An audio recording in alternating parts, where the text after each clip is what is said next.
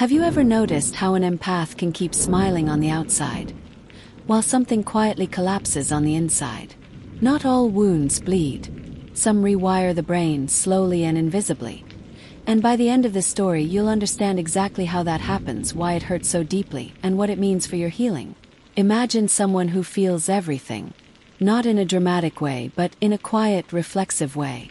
They walk into a room and immediately sense tension before a word is spoken. They hear someone laugh and instinctively wonder if it's genuine. They notice subtle changes in tone, posture, and silence. This person learns early on that being attuned keeps them safe, connected, and needed. So they give, they listen, they absorb. First, it feels like a strength, until one day, the giving is met with dismissal, or betrayal, or repeated emotional neglect. And instead of anger, something else happens. Something internal, slow, and confusing. From a psychological and neuroscience perspective, empaths tend to have heightened emotional resonance. Research suggests increased activity in brain networks related to empathy, like the anterior insula and mirror neuron systems, making them more sensitive to emotional cues. When this sensitivity is met with consistent emotional harm, the brain doesn't just feel sad, it adapts. Repeated emotional injury activates the stress response system. The amygdala becomes hyperalert, cortisol levels stay elevated longer, and the nervous system learns that connection equals threat. Over time, the brain begins reshaping itself around survival rather than safety. Now let's slow this down, because this is where the real story lives. When an empath is hurt once, they often explain it away. They tell themselves the other person didn't mean it. They search for context, excuses, and understanding. This isn't weakness, it's cognitive empathy paired with emotional regulation. But when the hurt becomes repetitive, something subtle shifts. The empath starts scanning more, not for joy but for danger. Their mind becomes preoccupied with what did I miss? And how can I prevent this next time?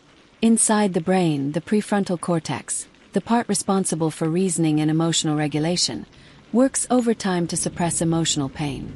Meanwhile, the limbic system stays on edge.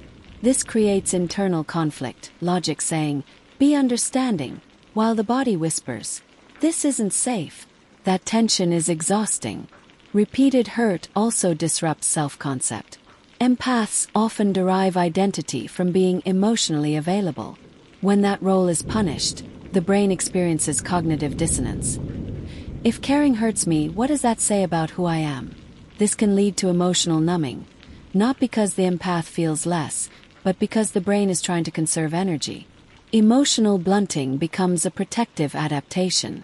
And here's the shocking part: most people don't realize repeated emotional pain can feel physically painful because it activates the same neural pathways as physical injury. The anterior cingulate cortex doesn't distinguish much between social rejection and physical harm.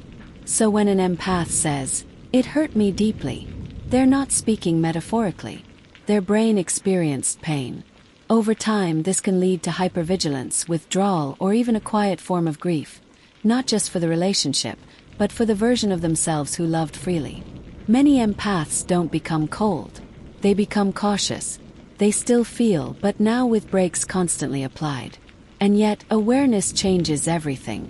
When an empath understands that their reactions are learned survival responses, not personal failures, shame begins to loosen. The nervous system can slowly relearn safety.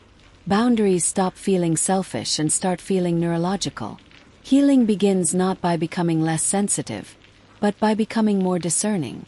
This is the awakening moment, realizing that empathy without boundaries isn't compassion, it's self-abandonment. And the brain, once protected, can return to balance. If parts of this story felt uncomfortably familiar, that's not a coincidence. It's recognition. And recognition is the first step toward healing. Understanding how your mind and brain respond to emotional pain gives you back agency. If you want more psychology-backed insights like this, stories that help you understand yourself with compassion, stay with this channel. Subscribe, reflect, and keep learning how to protect your mind without losing your heart.